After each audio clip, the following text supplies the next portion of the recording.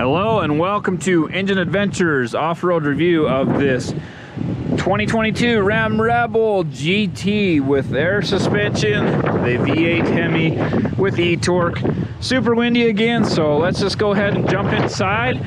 I do want to cover a couple of things. Goodyear Wrangler Duratrax.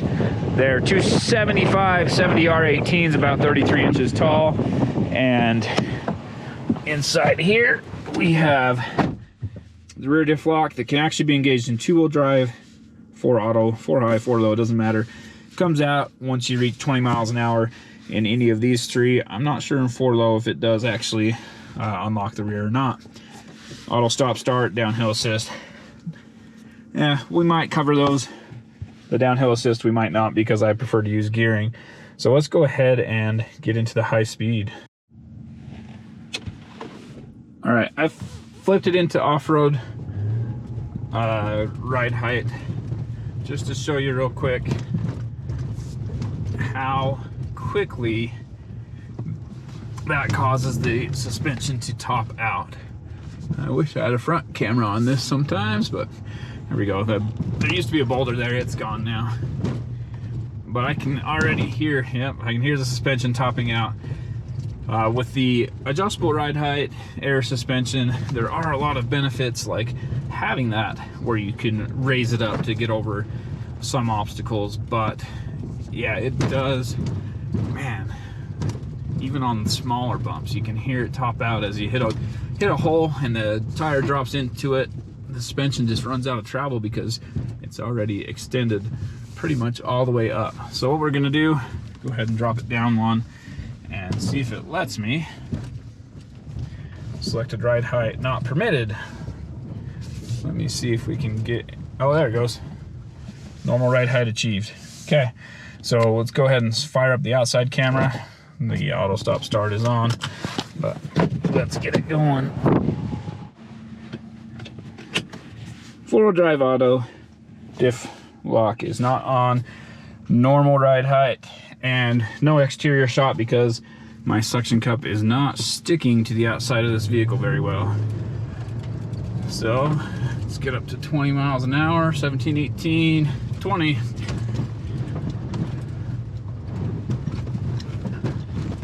You know, much better than the previous Ram Rebel that I had. So it can run 20 or 22, 23. I did have one bottom out right there. Losing the road a little bit, sorry.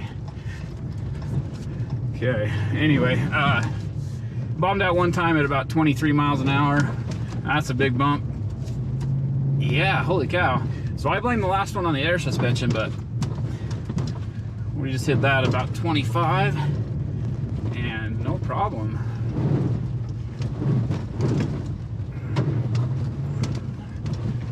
So whatever Ram did, maybe the last one I had was just had issues, but in the case of this one, it worked flawlessly. The auto stop start was weird. As soon as I came to a stop, it shut off the engine.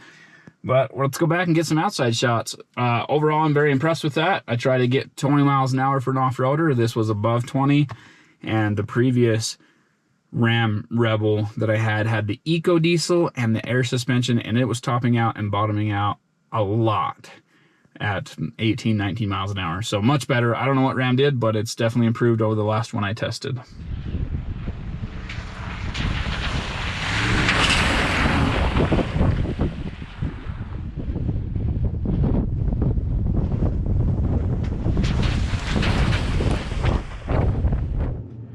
All right, I know it's a little bit hard to see through that window, but we're gonna go drive through this puddle, and we're going up to the highest off-road suspension height. Well, the highest suspension setting, it's the off-road setting.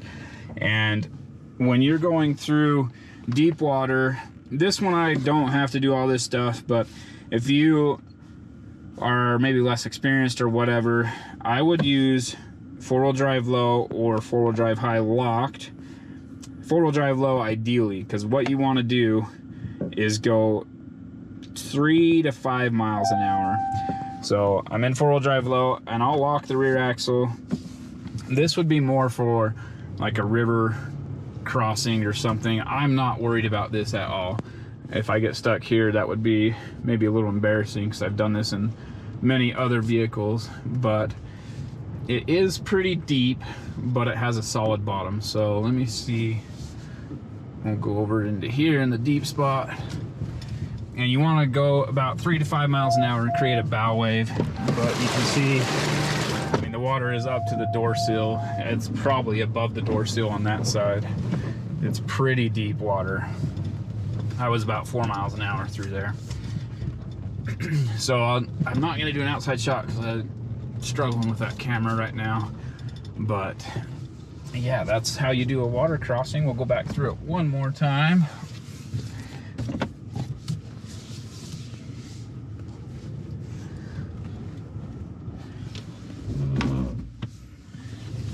I'll try and take the same or a similar line, but we'll roll down the window and show you outside the truck this time.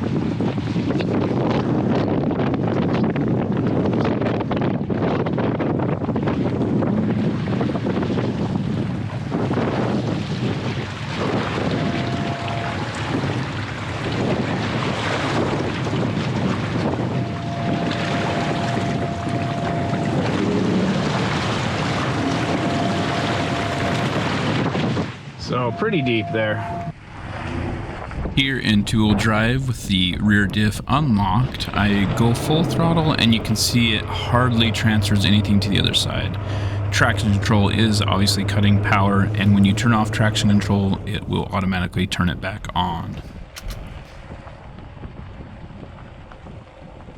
So to make things easier, let's just go ahead and lock the rear diff, which yes, you can do in two-wheel drive in the Ram Rebel.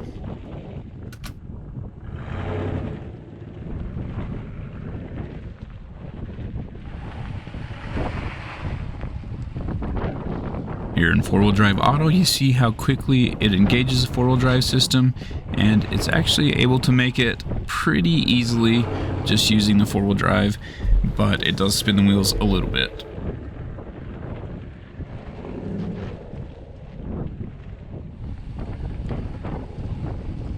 I skipped four-wheel drive high, locked, and just regular four-wheel drive high, straight to four-wheel drive low with the rear diff locked, and it just idled up this, so I didn't even have to push on the gas at all.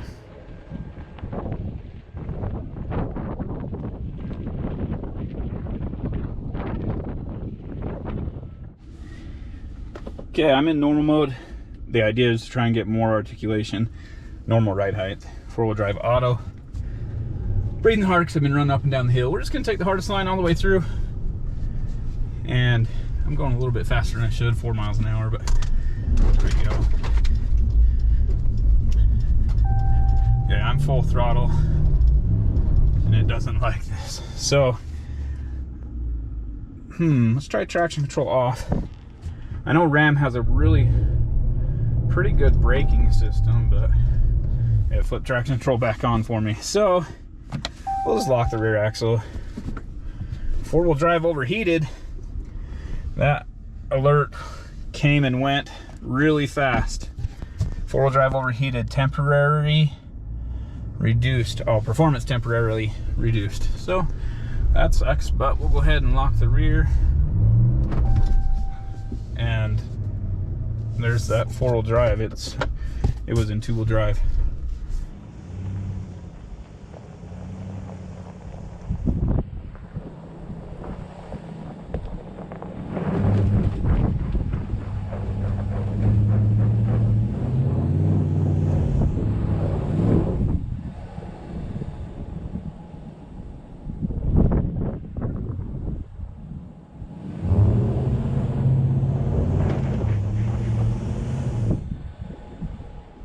There, the rear wheels are spinning only. So let's try 4 high. See if that'll fix it. Hopefully that locks the center all the way, no slipping. Feels like it. Right here is the tough spot.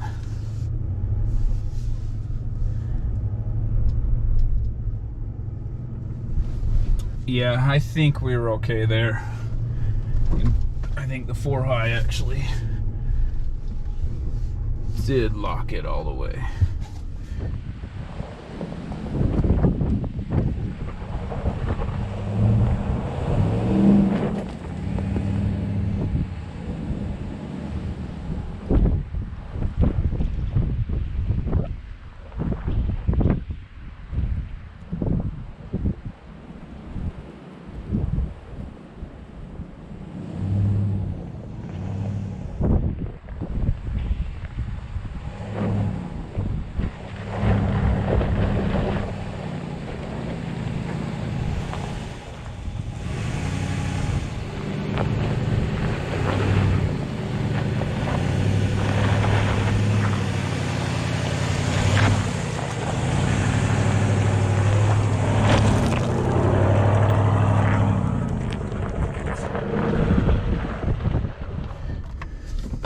Okay, let's run back around. Actually, let's go down. We'll go down in 4 low and see what the engine braking can do. You have to shift to neutral on the transmission to go to 4 low, and it does disable your parking sensors and traction control automatically. Go ahead and flip around. I am going to lock the rear just because usually you can get a little better traction. It tries to make all 4 wheels spin evenly. I am locked into manual first gear, and let's go ahead and roll down this. I don't know where I am exactly on this hill. I know there's a rock here on my left that I'm on top of now. There we go. All right, I'm still on the brakes and they're wet, so that's all the creaking is, but I'm gonna let off right now. So no brakes. I'll put the crawl ratio up on the screen. We're 6 miles an hour. That one was kind of a hard hit. Got up to like 3,000 RPM, 6 miles an hour. Not as good as I expected. So that's why you have this button right here. Hill descent on, and you use the shifter to adjust the speed. Let's see. It says it's on. Where's the speed on? Oh, there it is. There you go. So the lowest you can go is 0.6 miles an hour, and it does pretty good. We're in 4 low, and the highest in 4 low is 5 miles an hour. So yes, on this vehicle you do want to use the downhill assist for some pretty gnarly, steep downhill climbs.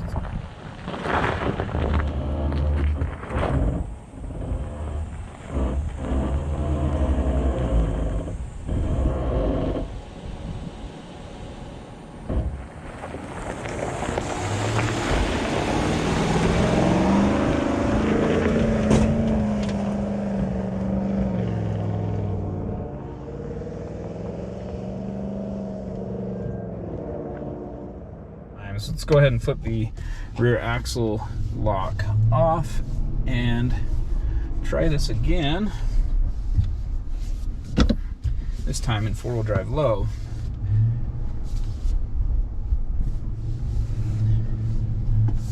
So in auto mode, the center differential uses clutches, and that's why it was overheating. I believe when you put it in 4 high, it just maximizes the pressure on those clutches, and same with 4 low. So it's still running through the clutches, but it can maximize the pressure on them and lock it up really tight, so hopefully they don't slip. That was pretty good first hole. Here's the second hole. So you can see it's bouncing. The 4-wheel drive still overheated. So interesting. Another thing I wasn't expecting, the clutches are still slipping. We'll go ahead and lock that up. So if you're in technical terrain, lock it up. 4 high, 4 low, whatever. Make sure you lock the rear diff so you have less wheel spin. We'll see, we still have 2-wheel drive. There we go. So yeah, that's not cool. That is one reason I don't like these automatic 4-wheel drive systems, but I haven't had a problem with that in the past. It's the first time I've run into them overheating. So let's go ahead and get the breakover angle and the underneath footage and call it a day.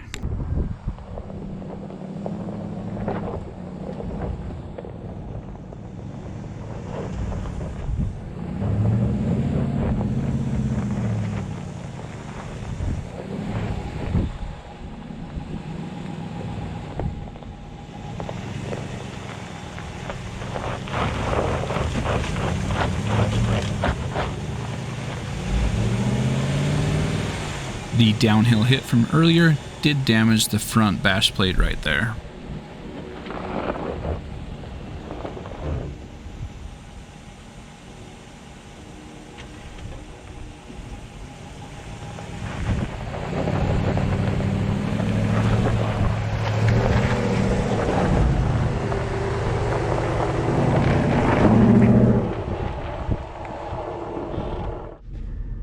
So one more time here, we're going to be using the downhill assist to go down the steep hill. Yeah, I'll make this just barely. We have it set to 0.6 mile an hour.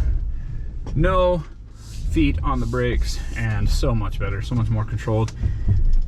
Like I said, I prefer gearing, and the old trucks with manual transmissions, four-wheel drive low, will go about this slow down the hill with just their gearing. But with the brake system, this is pretty darn good downhill assist. We'll go ahead and bump it up a little bit. I do like the way Ram shift, pull back to go up, push forward to go down in speed, or when you're shifting gears. So you do use the shift lever, and let me see, you can actually use these pedal shifters as well. So we'll bump it up to 5 miles an hour. All right, we're gonna go ahead and shift into four-wheel drive high.